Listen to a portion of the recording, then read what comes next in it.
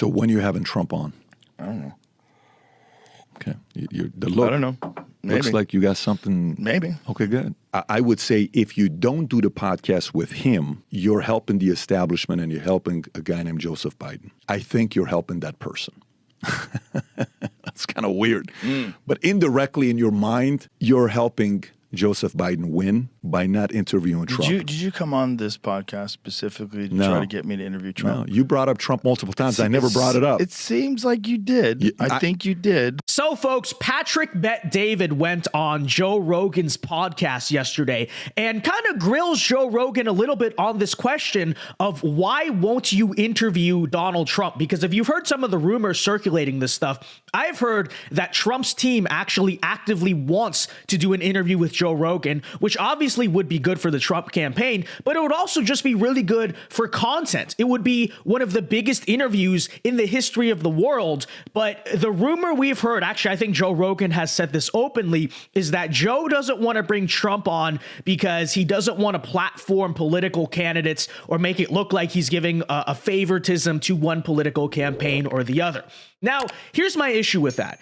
I have no problems with Joe Rogan, by the way. We've spoken before. We're cool with each other. I'm not here to insult the guy, but I do think that standard is a little bit inconsistent because I could respect that if that's genuinely how he was and he approached his podcast. But two things. First of all, he's shown a total willingness to get political. He's brought a bunch of liberal and conservative political people on the podcast to begin with. But most importantly, he has brought other presidential candidates onto his podcast, right? Just a few months ago, he brought RFK on the podcast, who is a declared presidential candidate for the Democrats in 2024. And in 2020, from my recollection, he brought on Bernie Sanders, candidate, Tulsi Gabbard, right? I think Andrew Yang. So he's brought on presidential candidates onto the show before. And so that's kind of my issue with it is, you know, if your standard wants to be, I don't bring on political candidates and that's what I'm saying, fine. But there seems to be something inconsistent here, or I don't know what he's exactly not telling people, but it's pretty clear. You know, that just doesn't really add up. Now, I think the truth of the matter may perhaps be that, well, Joe Rogan doesn't want to, and this is what people would say, oh, Joe Rogan doesn't want the heat. Obviously, he's going to face a lot of criticism for bringing Trump on. But my thing even on that front is that Joe Rogan has been willing to kind of stand up and quote unquote be canceled before. I mean, you look at the stuff with Spotify, Neil Young, all of that. The left wing already doesn't like Joe Rogan. They already label him a left wing demagogue. And he's shown in the past he really doesn't care who's even going to fire him, right? He works for himself on the podcast. And then his boss at the UFC, Dana White, is really close friends with Trump. So I don't understand. See, this is why I don't really get it. I don't understand what Joe Rogan has to lose. I don't understand his moral standard on this, considering he's already brought on presidential candidates. But we'll get into the video here and react to it. Check it out. This is Patrick Bet David kind of grilling him on this question of, you know, you got to bring Trump on. It'll be good for you. It's good for everyone. And take a listen here. So when are you having Trump on? I don't know. Okay. The look, I don't know. Maybe. Looks like you got something. Maybe. Okay, good. That's good. I think that's... Look, at a certain point in time, it's just like,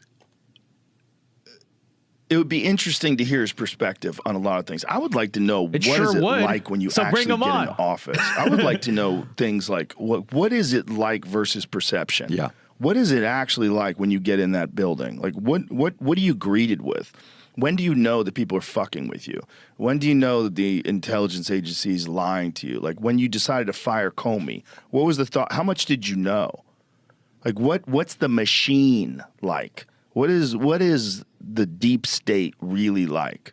Really like? Because we have all these, you know, smoky room perceptions, like from the Bill Hicks joke, where they show you the Kennedy assassination from an angle you've never seen before.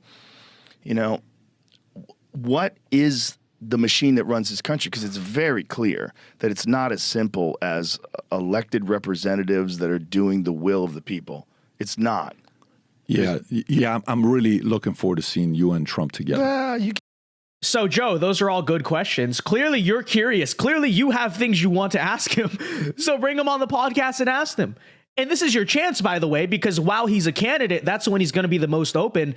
You know, if you brush him off and you kind of you screw him over when he's a candidate, you think he's going to want to come on when he's president and having to do stuff? Like, come on, this is your chance. I don't get it. I think, okay, I'll tell you from my perspective, like, on why you ought to consider it when you do it. I'll just give you my, just so you know, he and I don't speak, you know, it's not something that is like, hey, his camp saying go in there and do this and do that. No, I've never interviewed the guy, so it's not like I'm, you know, lobbying for it. But I think if, you know, when you think about sports or you think about fights, what is the boxing world if Frazier Ali never happens, right?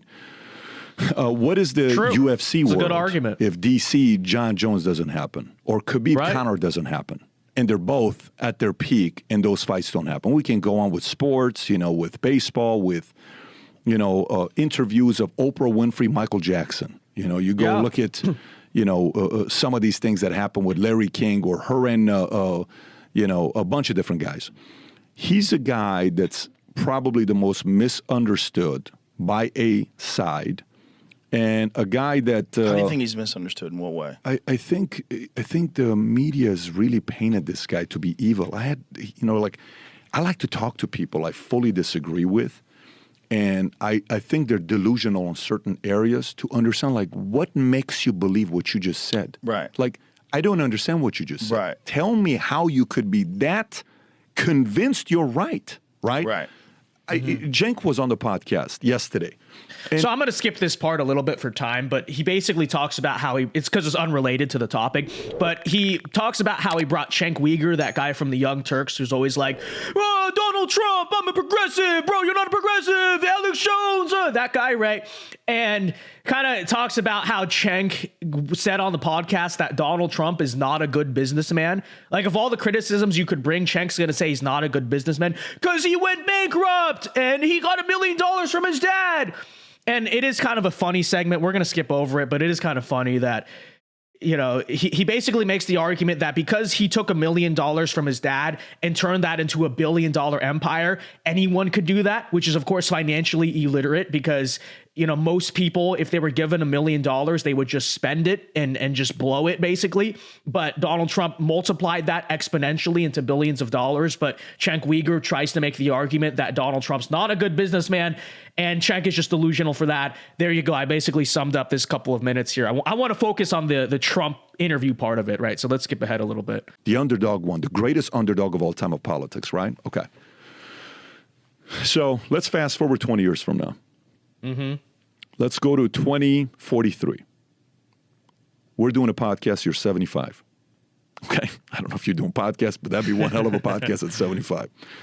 And maybe we feel a little bit more comfortable coming out at that time because we're traditionalists, we're older generation. Then maybe we're a little bit more careful about what people think about us right now.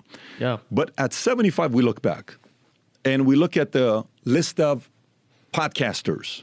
Who are the greatest podcasters of all time? Joe Rogan at the top. GOAT. Yep. Who's the greatest this, that? And he's like, dude, but he never interviewed that guy Trump. Yep. It's true. I'm going to be like, what are you talking about? Wait, let me get this straight. The greatest podcaster of all time never interviewed Trump at a time that he didn't do that? Dude, that's crazy. I don't believe it. Why not? It had to be personal. It had to be this. Mm-hmm. So to me, I think the guy that's going to interview him in a way that nobody else is going to interview him, you're going to ask some questions that you want to know about. Right. Like, you know, hey, what happened with JFK? Are we really going to find out? Can you commit to us? Are you going to come out with the files or no? So I really want to know. Last time you said you did, but you only gave us 80%. Are we going to get the other 20%? Aliens. What the hell is going on with these aliens? Are we? And that's a really good argument. He frames it in a way I never would, but it's true when you think about it. It will go down in the same way in sports that, you know, this fight never happened or this team never got to play that team. What if? Joe, you don't want to be 70 years old and asking the what if. What if I interviewed Donald Trump? What if I took up the opportunity to do the biggest interview in history and I turned it down, right? It's true. It's a great argument. I would never think about it like that, but it's true. You're going to know or no? Can you give us a glimpse? Do you think we should know? I don't think he'd tell you anything about that. But what I'm saying... I think that would be a waste of time. Yeah, but you should still ask him. And if you don't like him, you know, because maybe you don't, I think maybe there's something there. Okay. then expose him for not being transparent. The point is you should do the interview. You can ask him whatever you want. You don't have to just sit there and ask him dumb questions the whole time. The point is people want to see you talk to him, right? I'm saying is maybe I'm wrong. Whatever angles you choose to take. Right. Okay. It's your show. You get to take whatever angles you want to take. I think it'd be very weird to look back. There's going to be no mainstream media 20 years from now. You know that. I know that. To look back and say Joe never interviewed Trump. That's kind of weird. So that's my pitch to you. Good. I like weird. You like weird? I like things that are weird. I don't know about that. I think I think one. Why don't you interview him? Why don't I interview him? Come on, that's a deflection. You can't deflect. My assessment on why. Have you ever tried? I'll give you my assessment on why I think. Okay. I think if he's him, okay, you're here, Joe. Everybody else is below you. In this space, not mainstream. In mainstream, he'll do Tucker. He'll do, Megyn Kelly, whatever. I don't know if he's done Megyn Kelly. He hasn't done it, but he'll do Tucker. He'll do Brett Baer. He'll do Hannity. He'll do all that stuff. But in this lane we're in, you have to do you first. Yeah. Then comes everybody else. He can't do that. So I think we come after you come. If I'm his advisor, I would advise him, you can't go to anybody else unless you go to Joe first. And I'm telling you from a perspective of if I'm his counsel, I would say you go to Joe, then you go XYZ. Everybody else is XYZ Joe. You're Joe. Everyone else is XYZ. Okay? And I think he knows that, and I think the person in control right now is Joe Rogan. Is not him.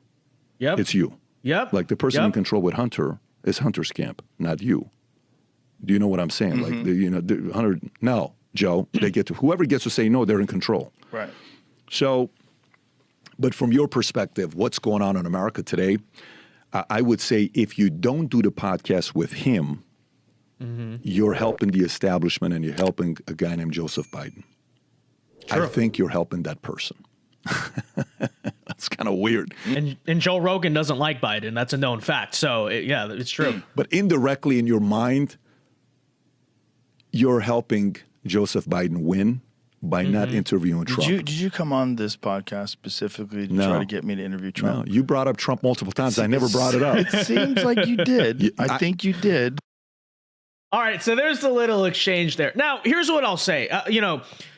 Forget the political angle of it, because, you could make the argument Joe is helping Biden by not bringing Trump on. And, of course, that is true. And Joe Rogan doesn't really like Biden. Okay. But I think it's bigger than that. In fact, what I would do is appeal directly to Joe Rogan's own self-interest, because that's kind of a number one rule of business, of politics, of power in general. You always want to sell by appealing to people's self-interest. So let's talk about the self-interest of Joe Rogan. Again, like I said, this will be the biggest podcast in history. At the end of the day, what kind of turns your industry, our industry? Numbers, views, engagement, all of that stuff. And the Donald Trump interview would be the biggest in history. So it's like, what's the reservation about it? What's really stopping you? Who's going to cancel you? You're not with a network. You're independent on your own.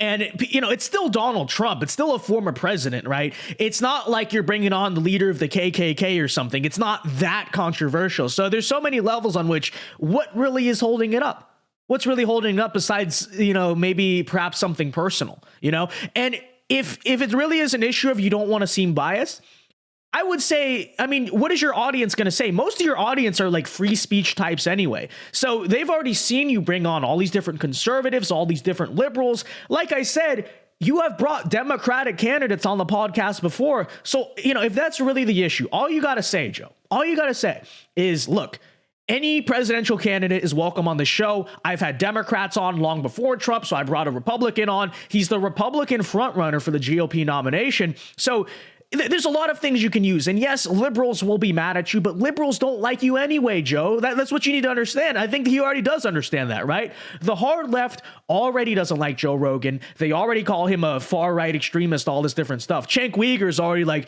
Joe Rogan is right-wing propaganda, So what do you have to lose? To quote Donald Trump, right? What do you have to lose? What do you have to lose? Because for Trump's team, sure, it would certainly help Trump, as RFK was helped by going on your podcast. But for you, what bad will it do to you? It can only help Joe Rogan. It can only bring numbers to his podcast, right? I don't get what the holdup is. I truly don't. But let me know what your thoughts are on this whole situation in the comment section below, because, you know, I also think if Joe's whole thing is going on and bringing on interesting people, that's what he just likes to do. He just likes to interview interesting people. What more interesting person out there can you interview than Donald Trump? You know, I don't understand it, guys. I really don't. Anyways, but let me know your thoughts down in the comment section below. Like I said, I don't have any problems with Joe Rogan. We're cool personally. We've spoken before personally. I just think it's a little bit inconsistent, and clearly something is holding him back, but I think those fears need to be alleviated, right? It can only do him good to bring Trump on the podcast. And I think it would also honestly just be a balanced thing to do as well, considering he's brought Democrat candidates on before. But anyways, again, be sure to leave a like before you go. Subscribe to the channel if you are new. And be sure to join us live Monday through Friday here on the show at 8 p.m. Eastern time. And until next time, folks, Alpha Moves only. God bless. Have a very good day. Joe, interview Trump. And peace.